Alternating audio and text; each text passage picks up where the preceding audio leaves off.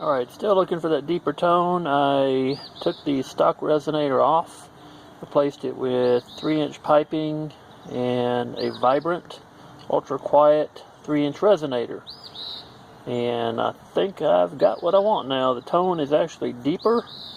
It did quiet it down just a little bit, but it definitely sounds a lot better. So here you go. This is a warm start. I'll be putting out a cold start probably tomorrow morning.